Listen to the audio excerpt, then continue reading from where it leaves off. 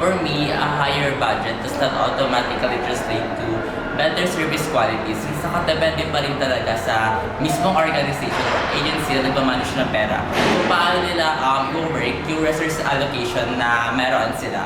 Hindi guaranteed na kapag mas mataas ang budget na mayroon sila ay better quality na agad yung makukuha sila out. Since dapat din nila dito i-consider ang resource allocation or kung saan nadidistribute nila ng maayos ang kanilang mga funds into providing kung ano talaga yung parang pinaka-needs ng bawat isa. Kung wala silang maayos na resource allocation, wala rin yung higher budget na yun since hindi nito napupunan ng maayos or to the maximum level yung needs na kailangan talaga ng mga taong nasasangkupan nila. Ayan, 2, 3, go!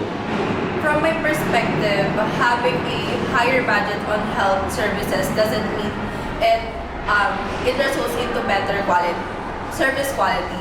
Since in the recent use, for example, flood control, meron siyang malaking budget, pero nagagamit pa siya sa appropriate para sa kunwari sa pag-ayos ng flood control. So, parang wala lang yung budget na nilalaan dun sa flood control since may mga politicians na hindi ginagamit ng maayos yung budget na from the fact na galing yun sa tax ng mga tao.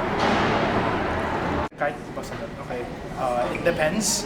Depending on how you use the budget. I think if you prioritize and actually use it well, then it is going to be better service, or it's going to be a better service yung magibigay sa atin. But if you don't use it well, then it won't be.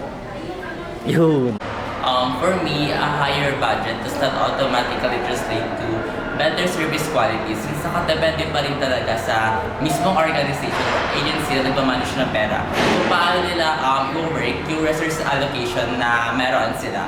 Hindi guaranteed na kapag mas mataas ang budget na mayroon sila ay better quality na agad yung makukuha sila out. Since dapat din nila dito i-consider ang resource allocation or kung saan nadidistribute nila ng maayos ang kanilang mga funds into providing kung ano talaga yung parang pinaka-needs ng bawat isa.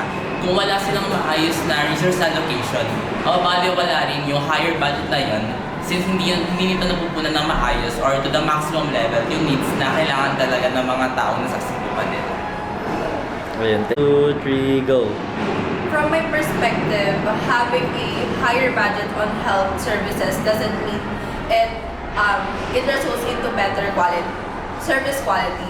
Since in the recent use, for example, flood control, meron siyang malaking budget, pero nagagamit pa siya sa appropriate para sa kunwari sa pag-ayos ng flood control. So, parang wala lang yung budget na nilalaan dun sa flood control since may mga politicians na hindi ginagamit ng maayos yung budget na from the fact na galing yun sa tax ng mga tao.